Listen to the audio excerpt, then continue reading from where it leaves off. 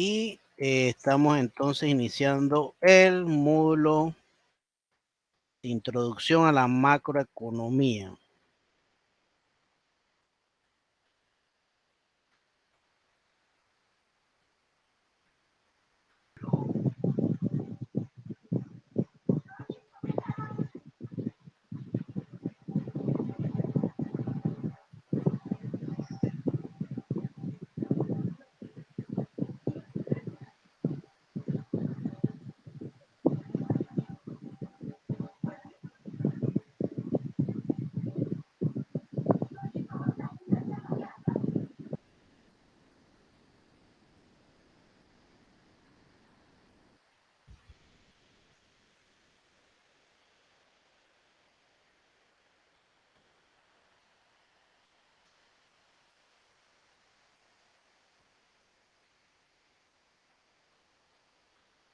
¿Se ve la presentación?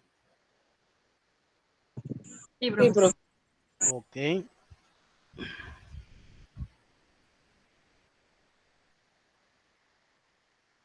Bien, antes de empezar a definir lo que es la macroeconomía, vamos a recordar, pues, la definición de economía, que es la ciencia social que estudia cómo los individuos o las sociedades administran o manejan los recursos escasos para satisfacer las necesidades, esas necesidades que ustedes ya saben que son ilimitadas, ¿verdad? Y bueno, pues como en definitiva, cada empresa, cada estado procura pues de brindar a la sociedad una serie de recursos para generar todo lo que es la economía, ¿no? A través de esos bienes y servicios, ¿verdad? Entonces, bueno, ¿quién me dice que entiende por macroeconomía? ¿Quién me dice? Profe, va siendo como todo en conjunto, familia, empresa, mercado, gobierno, de todo un país, una nación. Ok, ¿alguien más? Gracias.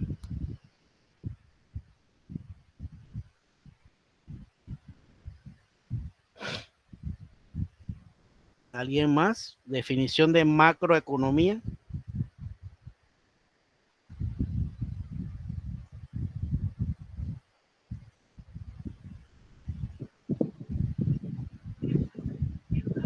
Es como el que estudia pues, todas estas variables que acaba de mencionar, pero a nivel pues, más global, a nivel de país. Ok, bien, perfecto. Entonces, la macro estudia el comportamiento. Siléncieme el micrófono, por favor. Se escucha como una brisa. Estudia el comportamiento de las variables colectivas o globales, como la producción nacional, esos ejemplos, ¿no? La producción nacional, el empleo, las inversiones, inflación, las importaciones, exportaciones, etcétera. La macroeconomía estudia la economía en su conjunto y los efectos sobre la vida económica del país. Entonces, obviamente que eso también es, digamos, la sumatoria de lo que consume la familia, ¿verdad? Una sumatoria de lo que consume la familia, no así como la asignatura micro, que la asignatura micro solamente distinguía pues ese precio y cantidades que un individuo con un consumidor estaba dispuesto a gastar, ¿no? En algún tipo de bien o servicio. Acá es la sumatoria de todo ese grupo de consumidores, ¿verdad? Las empresas, podríamos sumar la cantidad de inversiones que realiza la empresa, la cantidad de empleo que ofrece las empresas privadas, ¿verdad? El comportamiento del mercado, si hay un tipo de inflación, deflación, si hay, digamos, una tasa de desempleo alta o baja, ¿verdad? El gobierno, pues las distintas políticas que el gobierno realiza, políticas económicas, políticas financieras, viales, políticas monetarias, ¿ok? También mide la cantidad de inversión que realiza el gobierno en infraestructuras públicas, obviamente. La cantidad de escuelas, puentes, todo eso se va sumando a la producción nacional, ¿verdad? Aquí lo dice, sumándose a la producción nacional. Y obviamente, pues, todo esto en torno, pues, a un país, ¿verdad? Entonces, me dice aquí que en los Estados Unidos de Norteamérica, 1930, se da ese surgimiento de la macroeconomía durante el famoso crack de 1929. Cuando se dio en aquel entonces la quiebra de bancos, empresas y personas, producto de un desplome de la bolsa de valores de Wall Street, desatándose una gran crisis económica mundial. Ok, antes de esa fecha de 1930, solamente se distinguía la microeconomía. Desde 1776, con el libro La riqueza de las naciones de Adam Smith, hasta aproximadamente esa fecha, todos los asuntos eran microeconómicos. ¿Alguien sabe por qué?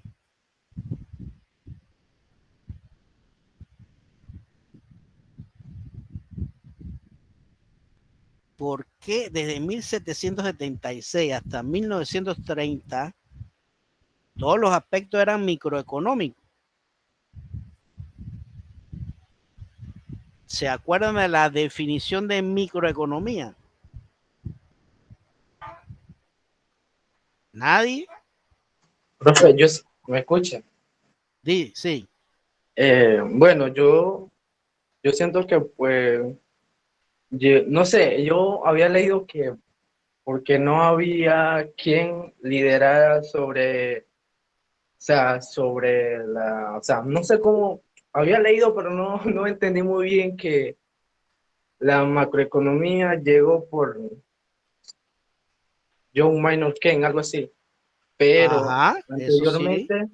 anteriormente la microeconomía seguía así porque la verdad no sé cómo explicarle, profe, pero de lo que sí leí que la macroeconomía llegó por John Maynard Keynes y hasta ahí yo me quedé, profe, porque no sé cómo explicarle por qué sigue o sea, Ok, desde ese año por qué está la microeconomía, pues, o sea.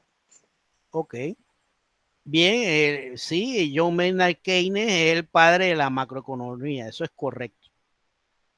La microeconomía se centra Ajá, más como en lo de la empresa, ¿verdad? la empresa y qué más, exacto, la empresa y qué más. ¿Qué más se centra? Bueno, ahí sí no sabría decirle, pero la macro sí incluye ya como todo, pues el país, familia y todo Hombre, eso. eso lo dimos el bimestre pasado, Pasado. hombre, un pasado reciente. ¿Qué habíamos dicho de lo que ustedes se acuerdan de los talleres esos de microeconomía? ¿Quién se acuerda? Díganme algo. Y ahí está la respuesta. Ya me dijo acá la compañera que algo de la empresa, ¿verdad? ¿Qué más? Profe, con lo que eran los clientes. Los clientes, no, de clientes no. Tienes que buscarle otro sinónimo. eh, Clientes, no vimos nada de clientes. En el comportamiento Ajá. y desempeño ¿Desempeño de qué? de los agentes económicos. Los agentes económicos. ¿Y cuáles son esos agentes económicos? Eso es lo que quiero exactamente que me Lo digan. que es la oferta, la demanda, Ajá, la los agentes elasticidad. económicos, Vendrían a ser los exactamente. consumidores, pues. Epa, los agentes económicos son los consumidores, las empresas, ¿verdad? O los que ofrecen los productos y servicios, ¿sí? Y entonces, en resumidas cuentas, la microeconomía estudia esos agentes económicos. Los consumidores, los ofertantes que tienen una relación de precio con cantidades ofrecidas, cantidades demandadas, y se da ¿dónde? En un hipotético mercado. Eso es la microeconomía. Entonces, el señor, viste que vieron que no es difícil, nada más que tienen que concentrarse en los talleres y ahí le di la pista y ustedes resolvieron el asunto. Entonces, decía Adam Smith, que era el precursor de estos aspectos de la microeconomía, que había una mano invisible, ¿sí?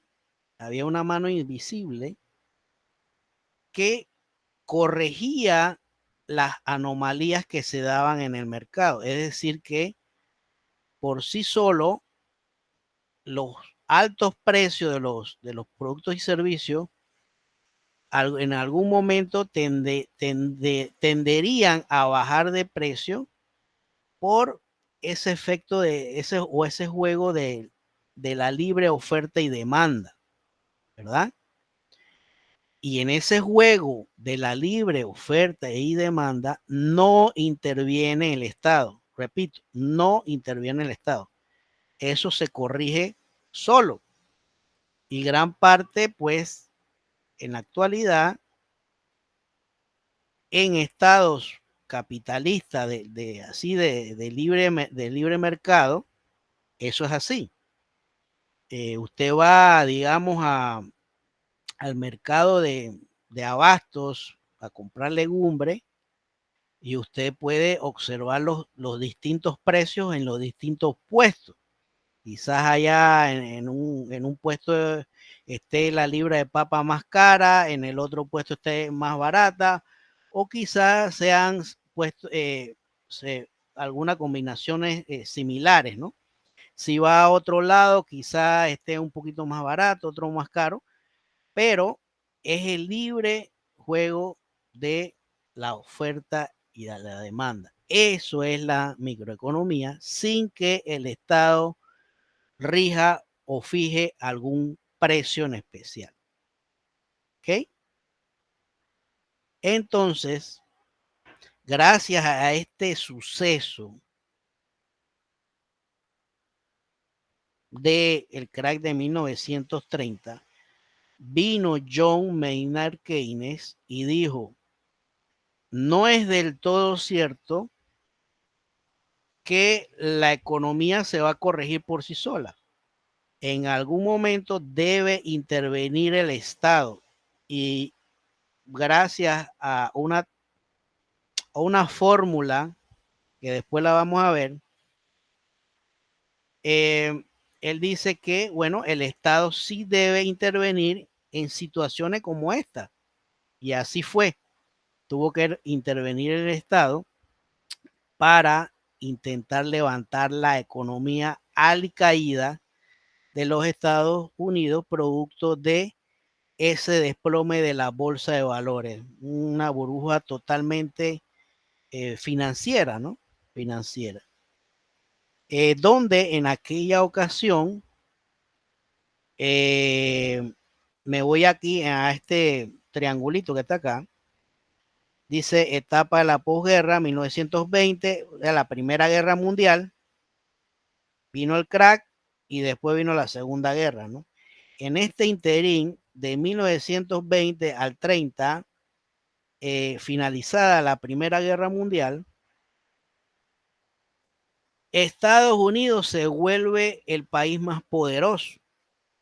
Obviamente porque Inglaterra, que había participado en la Primera Guerra Mundial, Francia, Alemania y estos países estaban prácticamente devastados por efecto de esa guerra.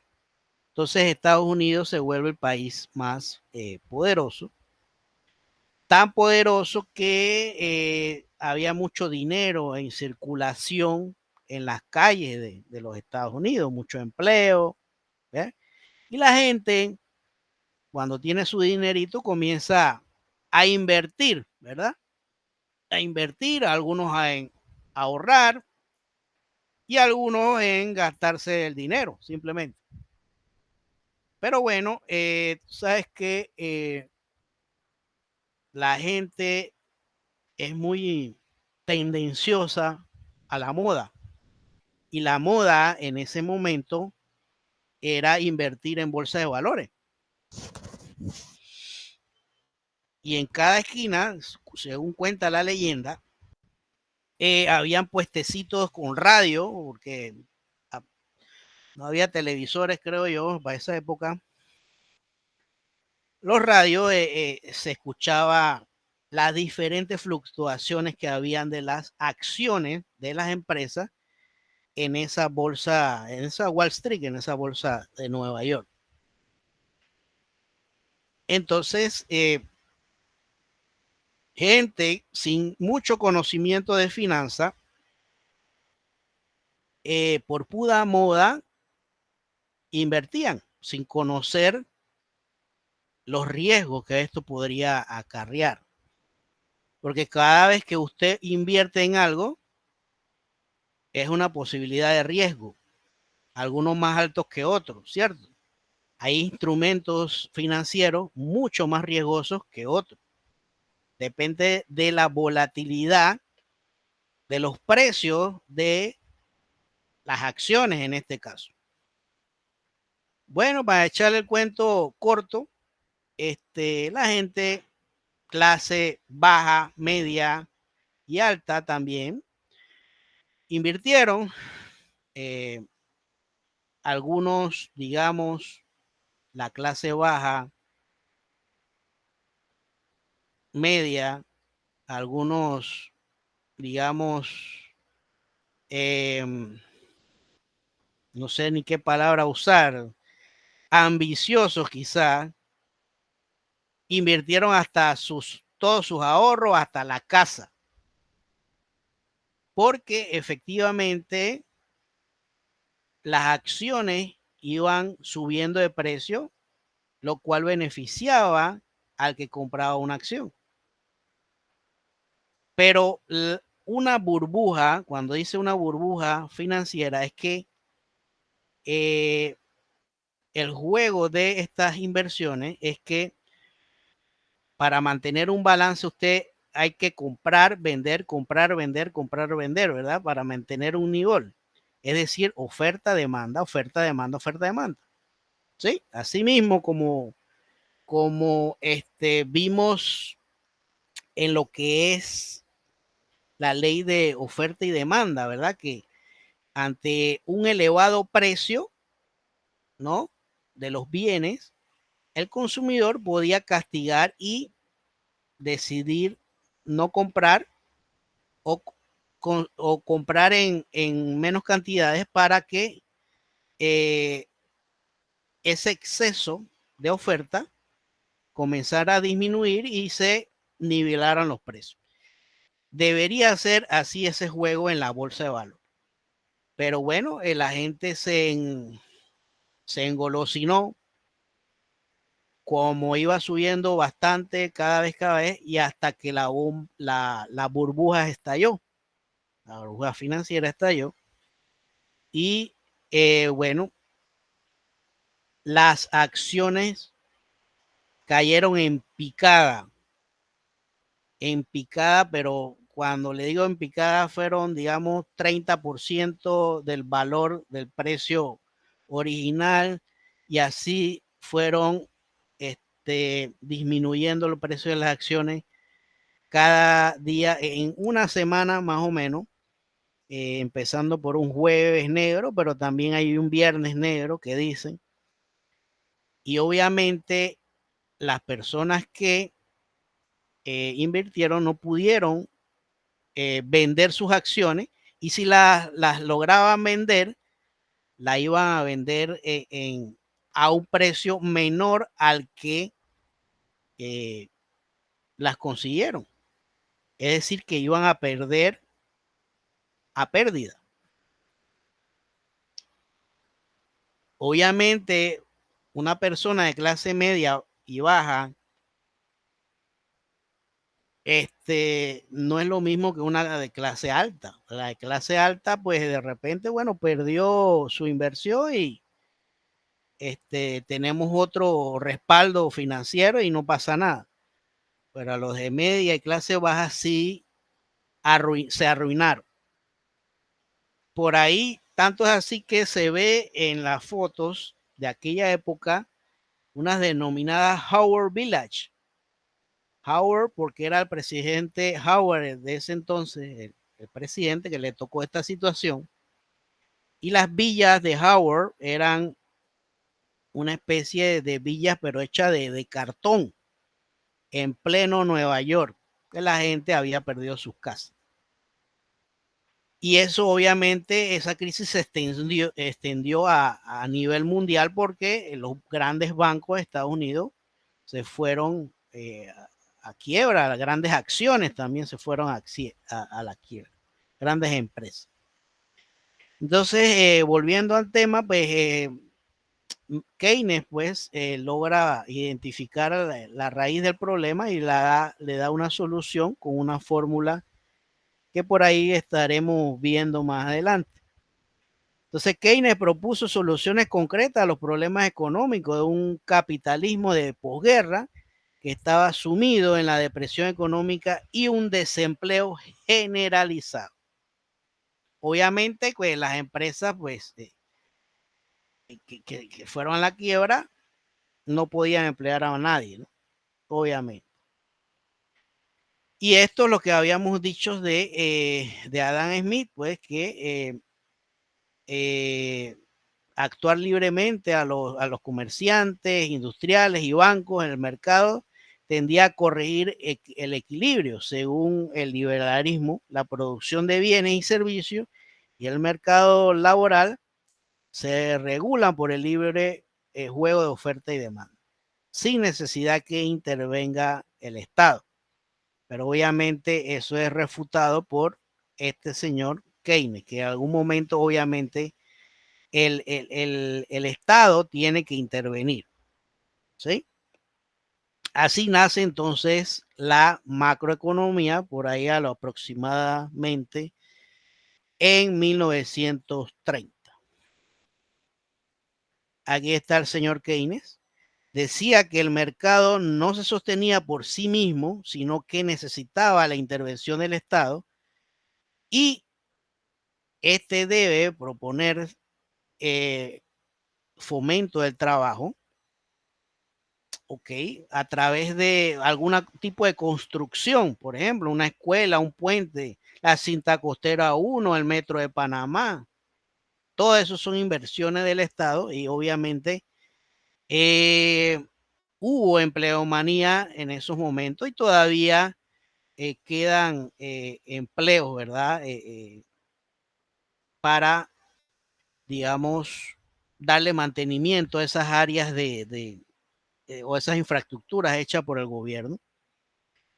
Redistribución del ingreso, subsidios y seguro de desempleo.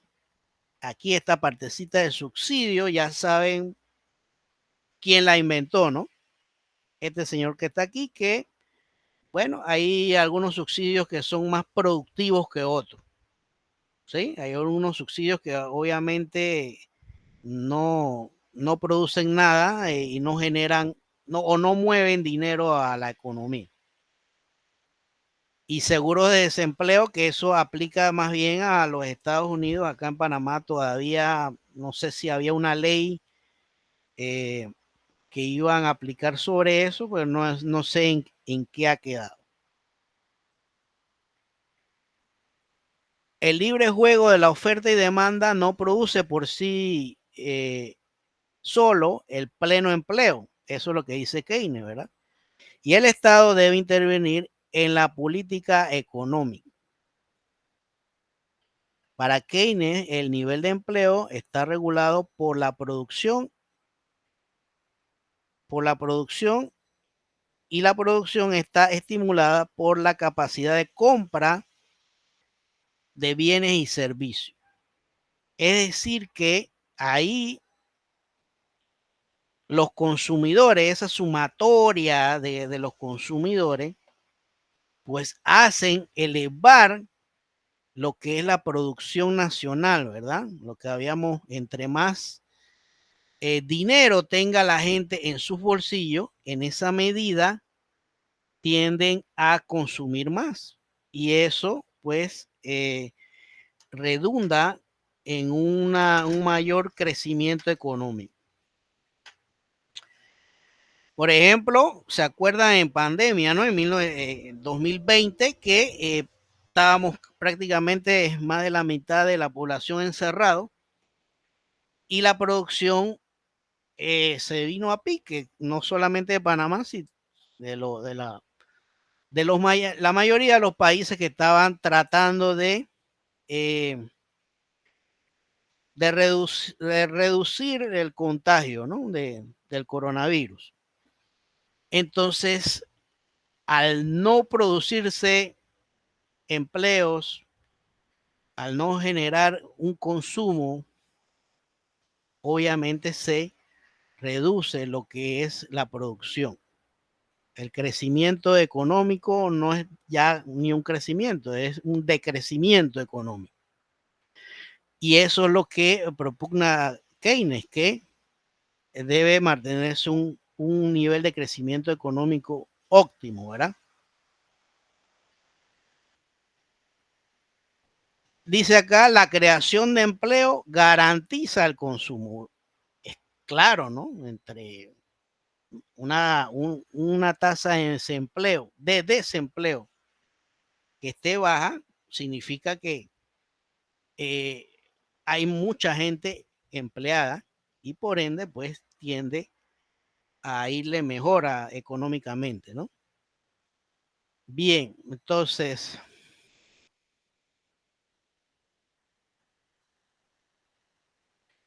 la pregunta aquí, ¿por qué en la macroeconomía el papel del gobierno es fundamental?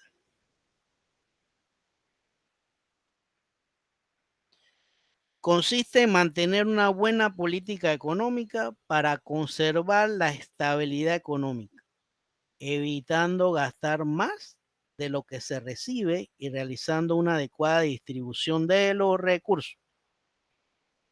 Es lo que propugna, pues, o lo que una política macroeconómica saludable debería dirigirse, ¿verdad? A ese objetivo. Una buena política económica para conservar la estabilidad, evitando gastar más de lo que se recibe. Y en ese gasto, también hablando de macroeconomía y de las variables que se van sumando a esto de la macroeconomía, está la deuda pública, ¿sí? Usted sabe que el Estado recibe ingresos, ¿cierto? Y recibe los ingresos a través de los impuestos, ¿sí? Pero acá en Panamá, los impuestos no son tan elevados si los comparamos con otros países cercanos a esta área. En otros países se paga mucho más impuestos en ciertos rubros, ¿verdad? Entonces acá Panamá por ahora, no me sorprendería que algún gobierno elevara algún tipo de impuesto para intentar recoger más ingresos. Evidentemente no lo han hecho últimamente, pues porque todavía hay secuelas de eso del desempleo que se dio en el 2020 y también el costo político, ¿verdad? Elevar un tipo de impuestos a estas alturas, pues si el gobierno lo aplica, evidentemente va a haber una tendencia a que pierda las elecciones en ese sentido. Pero tarde o temprano no me sorprendería que un nuevo gobierno lo hiciera. ¿Por qué? Porque históricamente nosotros somos un país deficitario. ¿Y qué es eso de deficitario? Pues que los gastos superan a los ingresos. Los gastos superan a los ingresos. Gastamos más de lo que recibimos en ingresos a través de los impuestos. Muchas instituciones que mantener, mucha infraestructura, ¿verdad? Y obviamente recurrimos a la deuda pública para sanear parte de ese déficit y seguir adelante con un presupuesto. Es decir, póngase que usted tiene una tarjeta de crédito, ¿verdad? Una tarjeta de crédito que usted no tiene dinero ahora mismo para financiar, pero con la tarjeta de crédito puede ir a comprar algo. Pero ojo, hay deudas buenas y deudas malas. ¿Sí? Entonces de usted va a depender que si peñizca algo de esa tarjeta de crédito, sea para una inversión que usted pueda entonces cómodamente pagar sus intereses y abonar al capital para que esa deuda no sea un círculo vicioso de que usted paga intereses, no abona capital, paga intereses, no abona capital y usted siga pagando forever and ever y esa deuda no baja.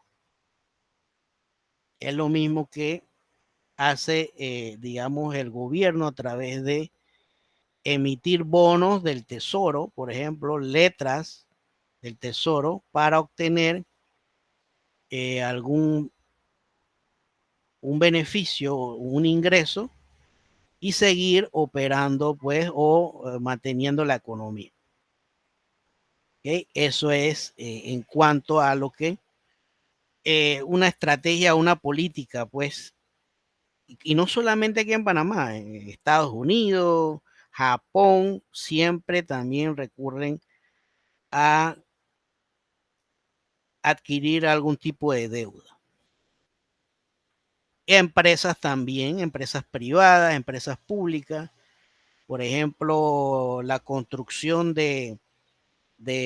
o la expansión, mejor dicho, del aeropuerto fue a través de emisiones de deuda. ¿Okay? ¿Alguna pregunta, algo que comentar hasta ahora?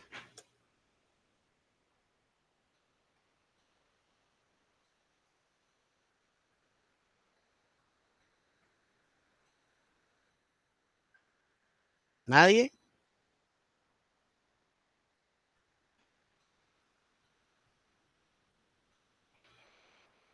Bien, seguimos.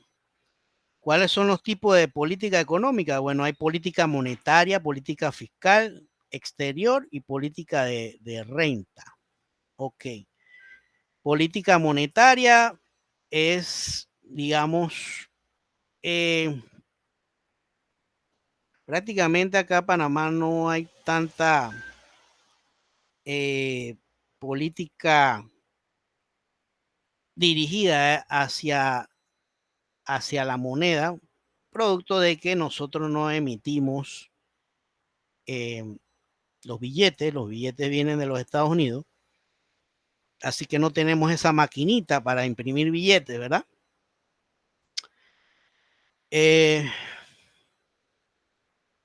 Entonces, digamos, una política monetaria en los Estados Unidos podría, se da a través de la banca central, que la banca central es la Reserva Federal de los Estados Unidos, donde ellos sí tienen esa maquinita para imprimir billetes y según el comportamiento de la economía, van regenerando nuevos billetes, ¿verdad? Van sacando de circulación los viejos y van monitoreando esa escalada de precios.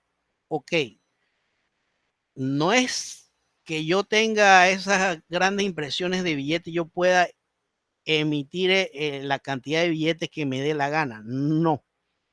¿Por qué? Porque una regla monetaria indica que mucho dinero en circulación, mucho dinero en la calle produce inflación. Esa es una regla fija. Se inflan los precios. Y obviamente los gobiernos necesitan mantener la estabilidad y no emitir más billetes de lo que pueda soportar una economía para que no exista o se reduzca la inflación, que se mantenga controlada. Pero,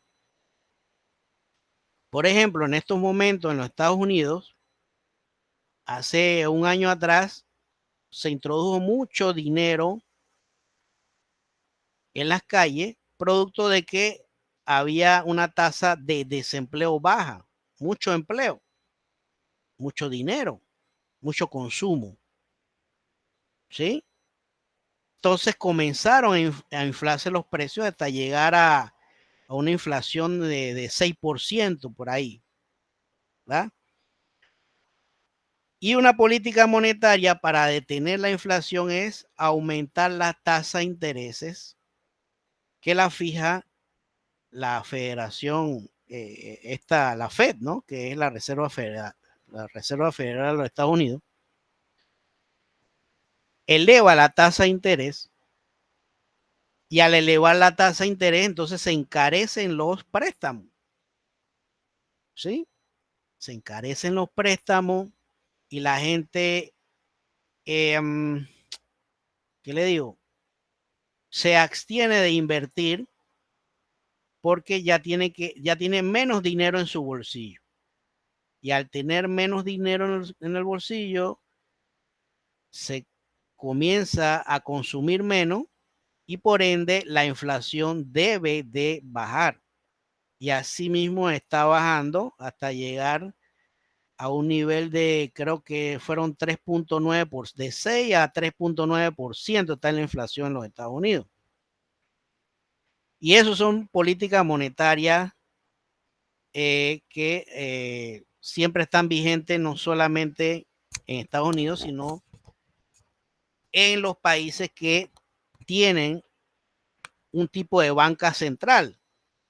Ya dije que Estados Unidos, la banca central se llama la Reserva Federal y en otros países se llamará, no sé, Banca Central de Costa Rica, por ejemplo, Banca Central de no sé qué. Acá en Panamá, ojo, nosotros no tenemos banca central. No tenemos banca central. ¿Preguntas? ¿Algún comentario? ¿Nada? Profe, una pregunta. Ahora que usted menciona sobre los niveles de inflación, Sí. ¿cuál sería el nivel o sea, que no esté como estable? Pues porque me imagino que siempre va a existir el tema de la inflación. En Estados Unidos. Sí. Ok, buena pregunta. Ellos, como política histórica, quieren mantener un 2%. Allá, ese es el objetivo de ellos. Y lo quieren lograr. ¿Y cómo lo van a lograr? Tienen dos alternativas. subiendo la tasa de interés o aplicando impuestos para así frenar el consumo. Y en esa medida van a ir bajando los precios. O sea que todo tiene su pro y su contra. Por un lado, los precios van bajando. Pero por el otro lado, hey, sí, no tengo plata para pagar porque tengo que pagar impuestos o tengo que pagar, o sea, ¿me explico? Así que ellos aspiran a tener un 2%. Acá en Panamá, como nosotros no tenemos banca central, gracias a Dios, la entrada de dinero viene de otra fuente, de la misma, del mismo mercado, de los mismos bancos. Los bancos entran y sacan dinero según requerimiento, ¿ok? Digamos, si hay algún proyecto que necesite dinero acá en Panamá, bueno, el dinero entra y se distribuye, ¿no? O si no hay ninguna inversión y hay mucho dinero acá en Panamá, entonces los grandes bancos con corresponsalía en otros países, sobre todo en Estados Unidos, sacan el dinero y lo invierten en un instrumento financiero o lo invierten en otro país. Y así es como la inflación en Panamá es controlada, ¿ok? Pero la inflación acá en Panamá está muy influenciada no por agentes internos, sino por agentes externos como el incremento del combustible, que cada vez que aumentan el combustible, ahí se disparan otros rubros económicos, la electricidad, el transporte, el transportar los alimentos, entonces vienen los alimentos más caros por el bendito transporte. ¿Me explico? Y eso entonces causa inflación. Y las tasas de interés, obviamente, si suben en Estados Unidos, aquí en Panamá los bancos privados, sobre todo, van a replicar esa misma subida. Y lo han hecho. Últimamente lo han hecho. ¿Alguna otra duda, pregunta?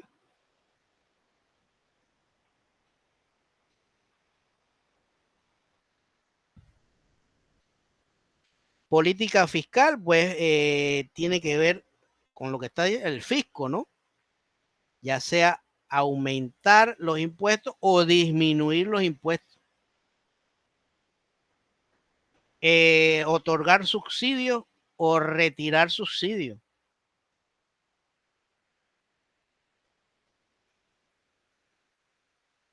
Política exterior, pues todo lo que tenga que ver con las importaciones, exportaciones. Siempre hay que procurar que el país exporte más que importe. Y aquí en Panamá, obviamente, nosotros somos más importadores que exportadores.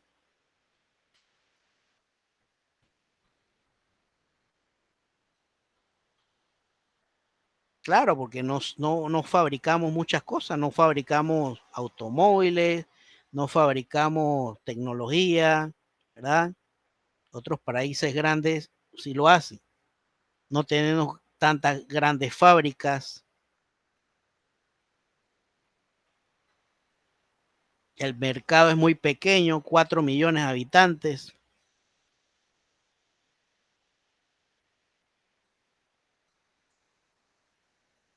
Y lo otro, pues, es la política de renta, ¿no? Bien. Entonces, habíamos dado una especie de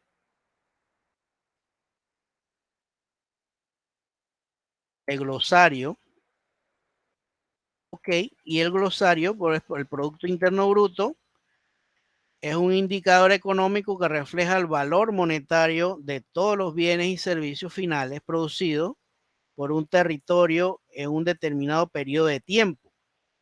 Se utiliza para medir la riqueza que genera el país.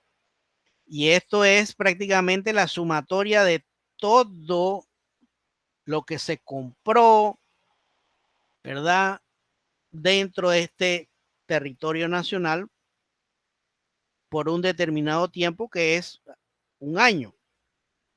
Entonces, la sumatoria de ese consumo, ¿verdad?, de esa demanda agregada, porque demanda agregada es igual a consumo más inversión privada más gasto público más exportaciones menos importaciones. Es la demanda agregada, que es lo que suma este Producto Interno Bruto. Entonces,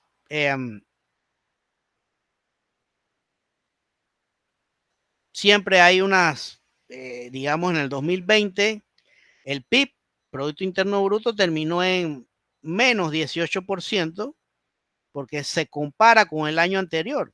Comparado con el 2019, hubo un decrecimiento en la economía. En el 2021, el efecto rebote subió, el Producto Interno Bruto creció en 15.3%, en el 2022 creció, comparado con el 21, en 10.3%.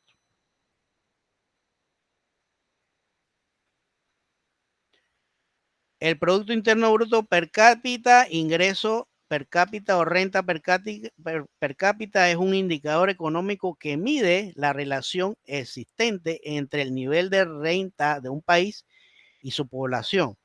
Y se calcula así: el PIB per cápita es igual a el Producto Interno Bruto entre la cantidad de habitantes. Digamos que si el Producto Interno Bruto dio a 40.000 millones en determinado año, esos 40.000 millones entre 4 millones de habitantes no da una cifra. Póngase que $15.000, algo así. Y esos $15.000 pues representan, digamos, ese ingreso por cada habitante. Por cada habitante. Y si yo divido, ¿cuánto fue que dije? 15.000. Sí, profe. 15.000. Vamos a dividirlo aquí. A ver. Me perdió la calculadora. Ajá, aquí está. 15.000. Un año tiene 12 meses, ¿cierto? Porque eso es anual. 15.000 entre 12 me da a 1.250. Es decir que, en teoría, el ingreso mensual de cada panameño debería estar en $1.250. ¿Qué le parece? ¿Es cierto o no? Falso. Falso. ¿Quién dice que es cierto? Nadie. ¿Quién más dice que es falso? Falso, profesor. Ok. Totalmente falso. Falso porque el salario mínimo mismo llega a 600, o sea. No, sí. O sea, no. No, es ok. Le explico por qué hay partes ciertas y hay partes falsas. Ok, es cierto, el salario mínimo es 600, pero no todos ganan 600. Algunos ganan 800, algunos, hay salarios hasta de $5.000 en instituciones públicas, por ejemplo. Pero, Realmente, dígame. que las instituciones públicas son las que tienen $5.000, o sea, que las privadas un poco. Bueno, ahí también en empresas privadas, pero no mucho. Ciertos, ahí gerentes, ¿verdad? Cierto. Pero ¿qué es lo que pasa aquí en Panamá?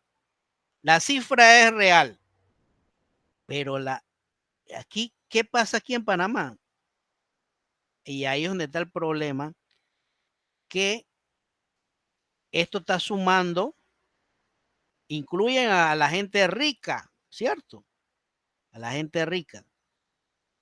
Y aquí es donde se sitúa el debate ese de la distribución de la riqueza, ¿sí? De la distribución de la riqueza. Es decir, que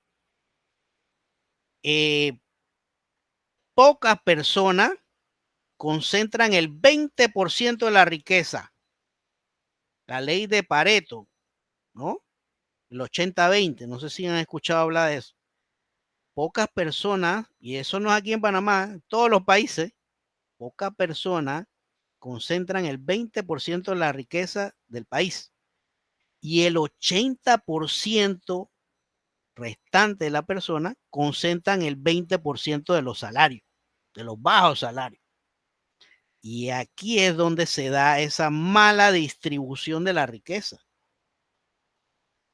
¿Me explico? Y ahí es donde no es correcto como mencionan ustedes, no es correcto. Porque de repente, bueno, yo no llego mensualmente a los 1,250. Yo llego a 700, 600 y pico, no sé,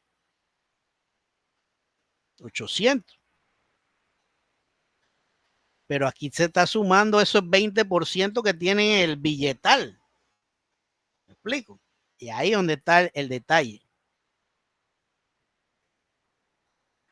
Que a veces obviamente es un indicador medio falso, ¿no? Pero igual sirve porque si tú te comparas con la economía de otro país,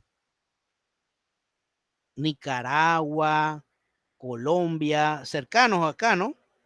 Esto no le va a dar 1,200 porque ellos son 50 millones escuche bien, 50 millones de personas y el Producto Interno Bruto es mucho, cuidado, mucho, bueno, no, debería ser más alto porque consumen más, pero cuando le divides esas 50 millones de personas, cuidado, no le da los 1,250, sino le da 800. ¿Me explico? Y entonces ahí sí sirve el indicador como para comparar, digamos, para comparar el Producto Interno Bruto entre los países. Para más nada. Es lo que opino yo. Entonces, la balanza de pago es un documento contable en el que se registran operaciones comerciales, de servicios y movimientos de capitales de un país con el exterior. Permite conocer todos los ingresos que recibe un país procedente del resto del mundo, es decir, las exportaciones e importaciones, ¿verdad? Y los pagos que realiza el país al resto del mundo debido a las importaciones y exportaciones. Y ya dijimos que esa balanza de pago es deficitaria precisamente porque somos un mercado pequeño donde no exporta mucho, ¿no? Pero sí importa bastante. Y la balanza de pago se compone de estos 4 cuentas principales, que son la cuenta corriente, la cuenta de capital, cuenta financiera, cuenta de errores y emisiones.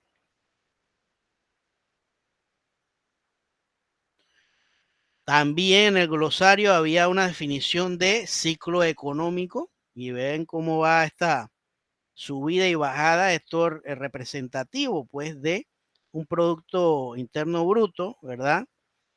Y el ciclo económico me dice que es una serie de fases por la que pasa la economía y que suceden en orden hasta llegar a la fase final en la que el ciclo económico comienza de nuevo.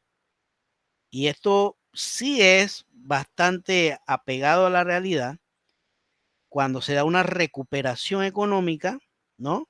La economía estancada o crece o crece ligeramente, es decir, que la recuperación posiblemente va en ascenso, ¿no? En ascenso. Después de una bajada va recuperándose la economía. La expansión, fase de mayor crecimiento económico, es decir, el auge, ¿no? Donde está la cúspide, ¿verdad? Es la expansión económica. La recesión es que cuando ya comienza a bajar nuevamente la actividad económica, se reduce, que conlleva una disminución del consumo, de la inversión y de la producción de bienes y servicios, lo que habíamos mencionado sobre la demanda agregada, ¿no? Y la depresión es que ya miren, aquí, vean bien, sobrepasa el nivel de cero, ¿verdad? Es decir que, digamos, si esto está medido en producto, en porcentaje, póngase que aquí, en este año, por ejemplo, fue un Producto Interno Bruto de 5%, ¿verdad? Y acá bajó en negativo porque sobrepasa el cero en menos 4%. Es decir, que hubo un decrecimiento económico. Y así se ve, que lo vamos a ver en otro módulo, lo que pasó en el 2020 y en 1989 también, que tuvimos una depresión económica. ¿Ok? Y la depresión cuando nos encontramos en una fase de recesión continua en el tiempo y sin previsión de mejora. No se sabía cuánto iba a durar esa recesión, ¿no? Por suerte no fue mucho tiempo. ¿Alguna pregunta, alguna duda?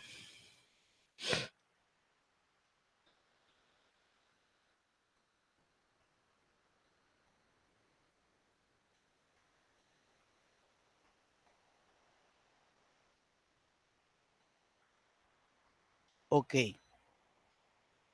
Seguimos entonces. Aquí pues la deuda pública es la deuda total que mantiene un Estado con inversores, particularmente con otros países o instituciones que dan crédito, como el Banco Mundial, como el Fondo Monetario Internacional, entre otras, ¿no? Entonces, miren acá, en el 2021, fíjense cómo va ascendiendo la deuda pública. Bueno, también va ascendiendo el Producto Interno Bruto, así que más o menos se va un poquito compensando, ¿no? Pero en el 2021 fue de 40.000 millones, ¿no? Y a julio del 2022 sumó 42.000 millones, ¿no? La deuda pública. Lo que se quiere es que, obviamente, esa deuda pública no sobrepase a las cifras del Producto Interno Bruto nominal, no el real, el nominal, ¿verdad?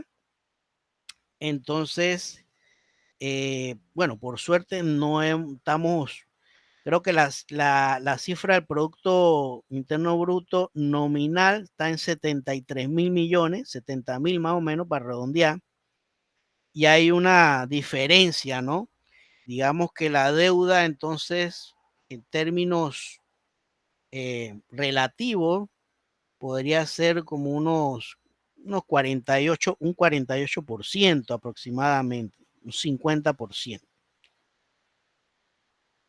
Ok, déficit público de lo que estamos hablando, cuando el Estado ha gastado más de lo que ha ingresado, necesita encontrar una fuente de financiamiento ajena y para ello realiza emisiones de activos financieros, los bonos y la letra del tesoro, por ejemplo.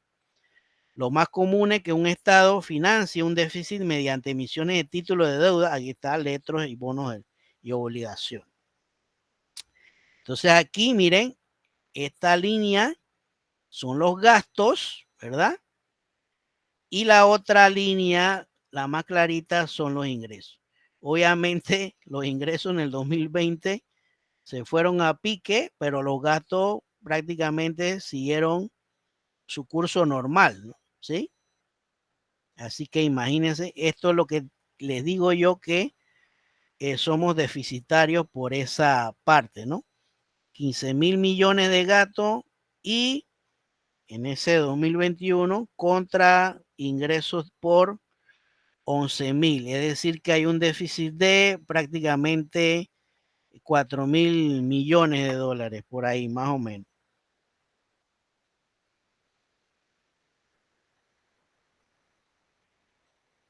El término estanflación, perdón, ya saben que inflación es el aumento generalizado de los distintos precios de bienes y servicios. Ya sabemos eso. Pero estanflación, ¿qué es? Es una combinación de estancamiento económico, es decir, de crecimiento económico más inflación. Es un fenómeno bastante irregular que se ha dado, sobre todo en Argentina, recientemente se ha dado. Sí, Argentina. Y me dice que, bueno, en la combinación de inflación y estancamiento económico, dicho fenómeno une dos conceptos que cuando se produce a la vez son devastadores para la economía.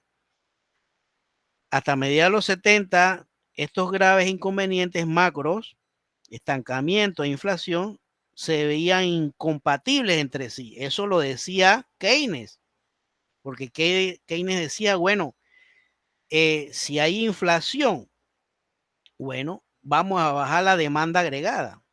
¿Okay? Vamos a disminuir el Producto Interno Bruto. No va a entrar mucho dinero en la economía y así baja la inflación. Pero aquí me está diciendo estancamiento económico. Si hay estancamiento económico, no hay empleo, o el empleo es poco, la tasa de desempleo es alta, ¿no?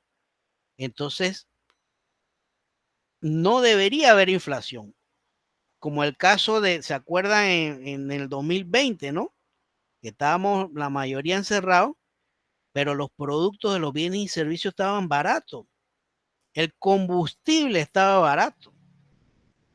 ¿Se acuerdan de eso? No fueron muchos meses, unos 3, 4 meses. ¿Sí? Pero aquí no. Aquí rompe con esa regla y me dice estancamiento económico más inflación. ¡Wow! Gravísimo.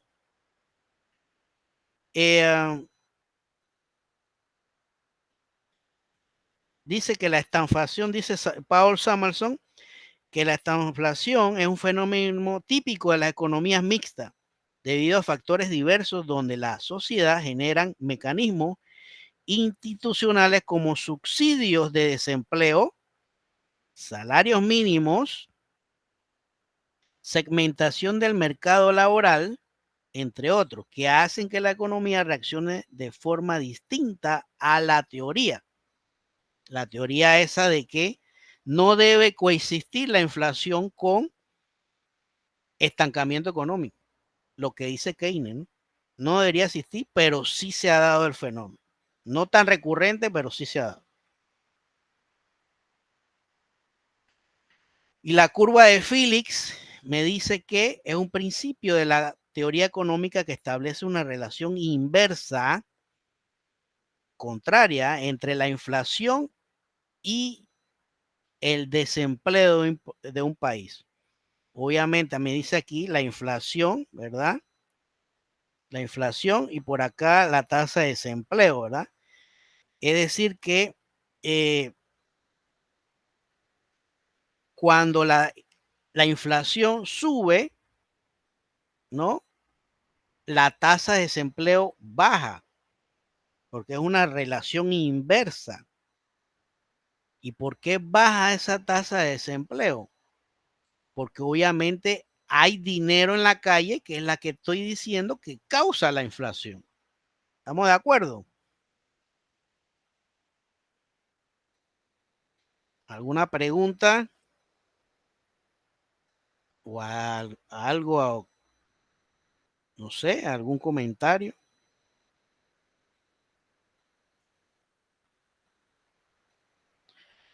La ley de Okun me dice que hay una relación negativa, también inversa, entre las variables tasa de desempleo y producción del país.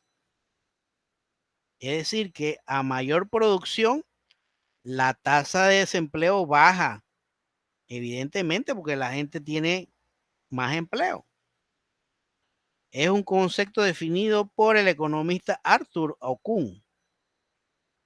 A grandes rasgos, este concepto señala que la economía en situación de crecimiento o expansión y una población activa estable tienen que aumentar su número de trabajadores y así hacer crecer su nivel de producción, lo que haría bajar los datos de paro, o sea, del desempleo. Por el contrario, en momentos de recesión económica bajaría la cantidad de trabajadores, es decir, que aumenta esa tasa de desempleo. ¿Sí?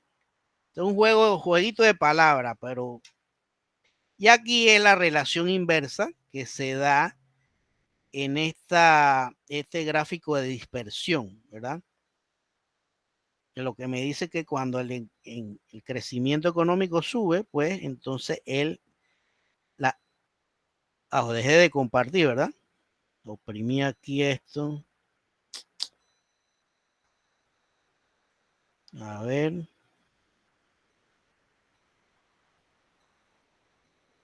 Sin quererlo activé. Ajá. ¿Se ve? Sí, se ve. Ok. Entonces, como venía diciendo, sí, en esta gráfica de dispersión se ve esa relación inversa. Esta gráfica de dispersión la vamos a ver más adelante mediante un ejemplo para que ustedes comprendan un poquito mejor de qué se trata. Es una gráfica estadística. Bien, y con esto pues damos fin a esta clase. ¿Alguna pregunta? ¿Algo que no quedó claro? Profe, en la plataforma vi que para la próxima hay que entregar un taller. A ver. Para la próxima que... A ver. O sea, pues la tarea que queda plasmada de la clase de hoy. Porque vi que el Sí. módulo está todos los módulos están abiertos. Ok. Bien. Estamos en el módulo 1. Y la tarea de este módulo 1. Yo creo que la fecha está mal, profe. Ok, vamos a corregirla. Ajá, la tarea de este módulo era hacer el resumen de los 2 videos y el glosario. Esa era la tarea de este módulo. Vamos a ver la fecha, como dice el compañero, quizás sí. Ok, es que ya esa la subí. Ajá. Porque acabamos de dialogar sobre la... Lo que pasa es que ahí salía en octubre del 2022. Sí, yo creo que yo lo corregí. Alguien me dijo, a ver. Sí, yo lo corregí. La semana pasada alguien me dijo algo y lo corregí. A mí todavía me salía que octubre. ¿Ah? A mí todavía me salía que octubre. Ahí. Pero ahora sí sale bien. Ahora, el día... Sí, a mí me sale bien. Sí, es que alguien me escribió al grupo y yo lo corregí con el celular. Así que debe aparecer bien. Pero de todas maneras, los siguientes módulos no sé. Me acuerdan si salen mal, me escriben y yo lo corrijo. Sí, profe, por eso le pregunto, o sea, para como ya subimos eso del video y La el próxima, glosario. ok, la próxima semana usted estudie los recursos educativos básicos, que es así la regla del juego que tiene la universidad, ¿verdad? Los recursos educativos básicos. Y pero déjeme ver, déjeme salir de acá, ok, aquí. Ok, para la próxima clase, ya el módulo 2, ¿cierto? Ya usted me dice que ya, bueno, ya entregó esto bien, rápido, perfecto. Así es que, entonces, para la próxima clase, usted debe estudiar esto que está aquí, ¿verdad? Repase esto, recursos educativos básicos, el complementario también. Y aquí ya está el taller.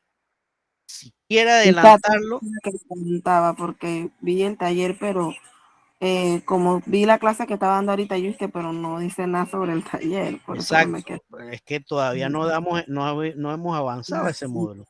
Exacto, ahí era que me había Ajá. confundido. Entonces, usted si quiere en la computadora, adelanta algo, lo guarda, pero no lo sube. Lo sube cuando yo termine de explicar ese módulo que va a ser el próximo jueves. ¿Estamos claros? Sí, ahora sí estoy clara, gracias. Eso, es que está adelantada acá la compañera. Pero así es, porque así te liberas de corre. Y veo que entregaron a tiempo, así me gusta, así es. La mayoría entregaron a tiempo, perfecto. ¿Alguna otra pregunta? ¿Algo que aclarar?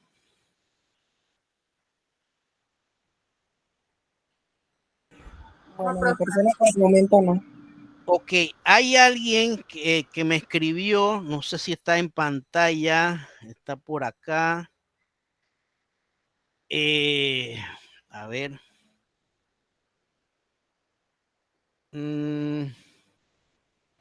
Henry Peralta, ¿está por acá? ¿Es esta clase? ¿No?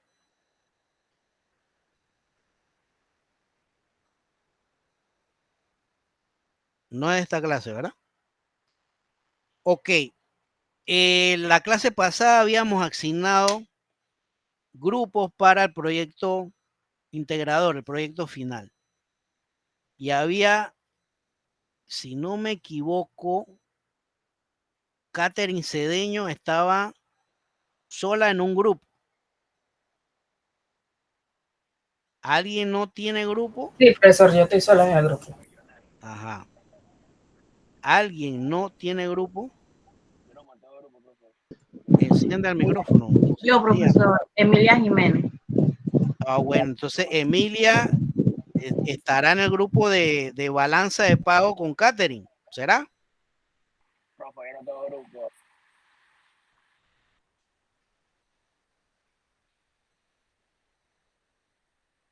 Para que se pongan de acuerdo. Profe, yo no mantengo grupo. Jonet, tú de nuevo. ¿Ah? No, porque la primera clase no puede ingresar. Bueno, Jonet entonces va con ese grupo de balanza de pago. Jonet Solano. Para que Sí, se correcto. pongan de acuerdo ahí, Catherine Cedeño, Emilia Jiménez y Jonet Solano. El tema es balanza de pago. ¿Estamos de acuerdo? ¿Lo apuntaron? Listo. Sí, Dígame, Yaricel, no entendí. Que yo tampoco tengo grupo.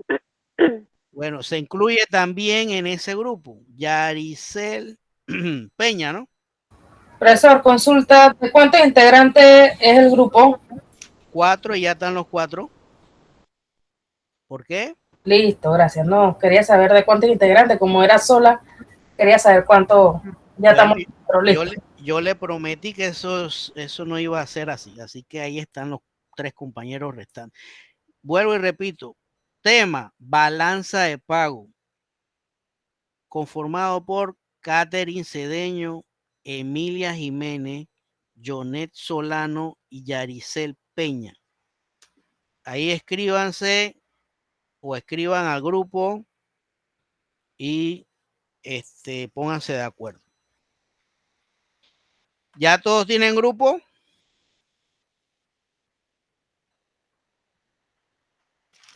Sí, profe. Perfecto. Entonces son 1, 2, 3, 4, 5 grupos que tengo para exponer. Perfecto. Entonces, nos vemos entonces la siguiente semana, si Dios quiere. ¿Parece? Hasta la Buenas próxima semana. noches. Chao, Hasta profe. luego. Hasta Hasta luego. Chao. Buenas noches. Buenas Buenas noches. noches, profe. Chao.